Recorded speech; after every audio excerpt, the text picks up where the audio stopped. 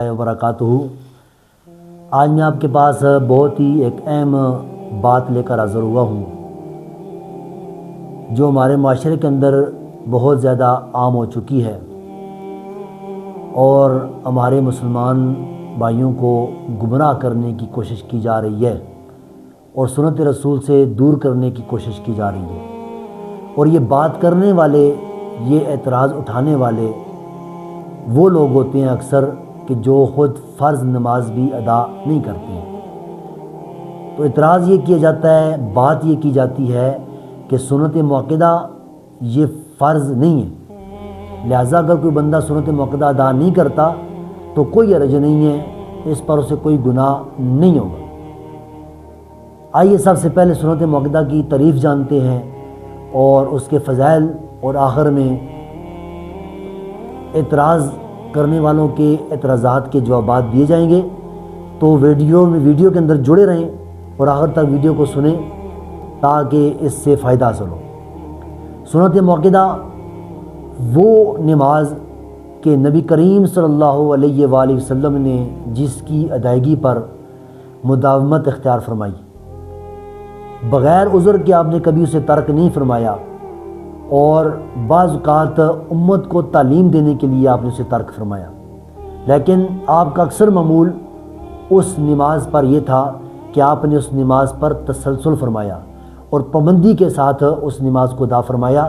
وہ سنت موقدہ کہلاتی ہے۔ حدیث مبارکہ کے اندر آتا ہے، بخاری شریف 1169 اور مسلم شریف حدیث نمبر 724 ہے کہ فجر کی 2 سنتوں کے حوالے سے نبی کریم علیہ الصلوۃ والسلام آپ پابندی فرماتے تھے۔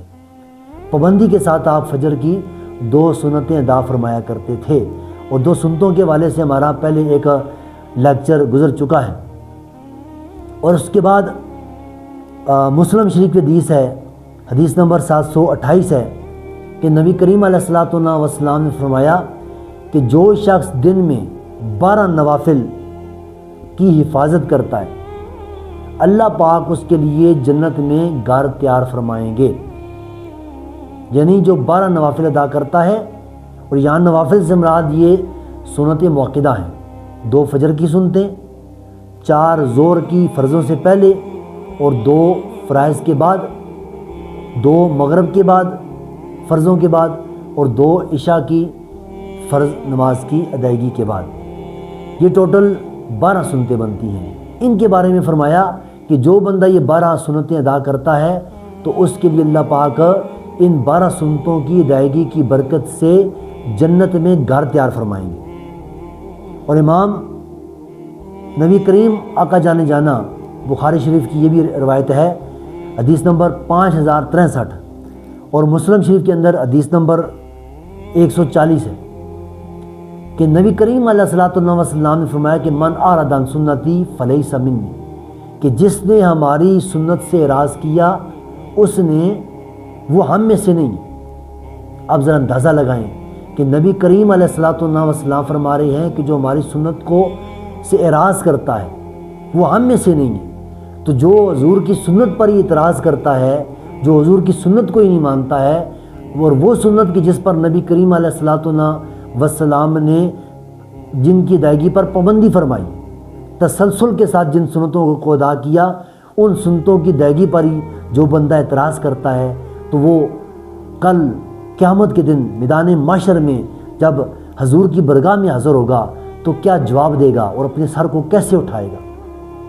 کیونکہ سنت موقدہ یہ وہ سنتیں ہیں کہ جن پر نبی کریم علیہ الصلوۃ والسلام نے خود مداومت فرمائی ہے، اور حضور کا تسلسل کے ساتھ، پابندی کے ساتھ ان کو ادا کرنا اس بات کی واضح دلیل ہے کہ یہ سنتیں کوئی عام نہیں ہیں، یہ نماز کوئی عام نماز نہیں ہے بلکہ خاص نماز ہے۔ اس لیے حضور علیہ الصلوۃ والسلام نے ان کی پابندی فرمائی، اور پابندی نہیں فرمائی بلکہ حضور علیہ الصلوۃ والسلام نے خود بھی پابندی فرمائی، اور صحابہ کرام کو بھی آپ نے ان کی ادائیگی کی تاکید فرمائی۔ تو اس لیے سنت موقدہ جو ہیں انہیں ادا کیا کریں۔ اور امام اعظم ابو حنیفہ علیہ رحمہ رد المختار کے اندر جلد نمبر 2 میں اور صفحہ نمبر 427 پہ یہ موجود ہے کہ امام اعظم ابو حنیفہ علیہ رحمہ آپ فرماتے ہیں کہ کہ جو بندہ سنت موقدہ ادا نہیں کرتا وہ فاسق ہے، وہ فاجر ہے، اور فرمایا کہ وہ بندہ گناہ گار ہے کہ جو سنت موقدہ کو بالکل ادا ہی نہیں کرتا، بغیر عذر کے ان کو ترک کرتا ہے اور جان بوجھ کے ان کو ترک کرتا ہے، وہ بندہ گناہ گار ہے۔ اب سوال یہ ہوتا ہے، اعتراض یہ ہوتا ہے کہ جناب سنت موقدہ جو ہیں یہ فرض نہیں ہے، لہٰذا اگر آپ ادا نہ کریں تو کوئی حرج نہیں ہے۔ تو ہم ان کو جواب دیتے ہیں جی ہاں بالکل سنت موقدہ فرض نہیں ہے، لیکن یہ نفل کا درجہ بھی نہیں رکھتی ہے، ان کا درجہ نفل سے اوپر کا ہے، اور حضور علیہ الصلوۃ والسلام کا ان پر عمل کرنا اور ان کو پابندی کے ساتھ ادا کرنا ان کو نوافل سے جدا کر دیتا ہے،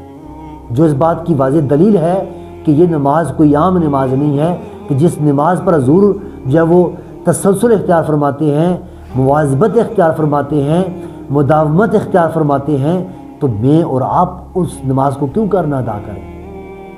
اس لیے اگرچہ یہ فرض نہیں ہے لیکن حضور نے ان پر تسلسل فرمایا ہے، اس لیے ان کو ادا کرنا لازم اور ضروری ہے۔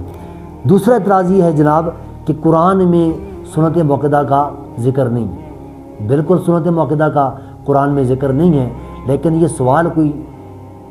اتنا اہم نہیں ہے۔ یہ سوال کرنے والے کے کم علم ہونے کی نشانی ہے۔ قرآن کے اندر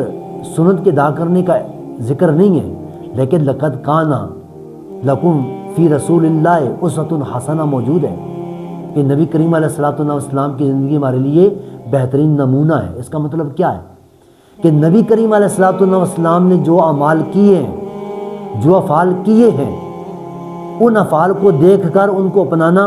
یہ ہمارے لیے سب سے بہترین ہے۔ اور حضور کا عمل یہ ہے کہ آپ نے سنت موقدہ کو جو ہے وہ تسلسل کے ساتھ ادا کیا ہے،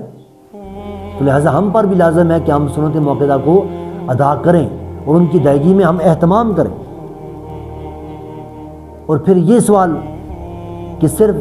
فرض نماز کافی ہے، قیامت کے دن فرض نماز کے بارے میں پوچھا جائے گا، اس کے علاوہ سوال نہیں ہوگا۔ تو آئیے حدیث مبارکہ سنیے۔ ابو داؤد کے اندر حدیث نمبر 864 ہے اور ترمذی شریف کے اندر یہ حدیث نمبر 413 ہے کہ کل قیامت کے دن جب لوگوں کے نمازوں کا حساب و کتاب ہوگا، ان کے جو فرض نماز ہیں ان کا حساب و کتاب ہوگا، اور ان کی فرائض کے اندر جو کمیاں ہوں گی اللہ پاک فرمائے گا کہ کیا ان کے نامہ اعمال کے اندر نفل نماز بھی ہے؟ تو جب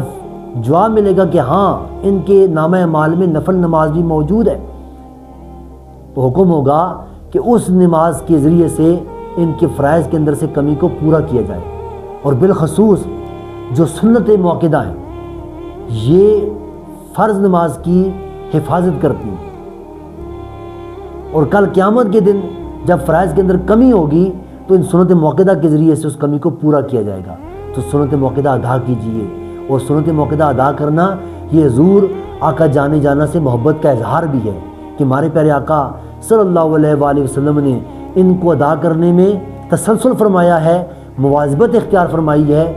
تو لہٰذا ہم پر بھی لازم ہے کہ ہم بھی ان کو ادا کرنے میں تسلسل رکھیں، مواظبت رکھیں اور مداومت کے ساتھ ان کو ادا کریں۔ جزاک اللہ والسلام۔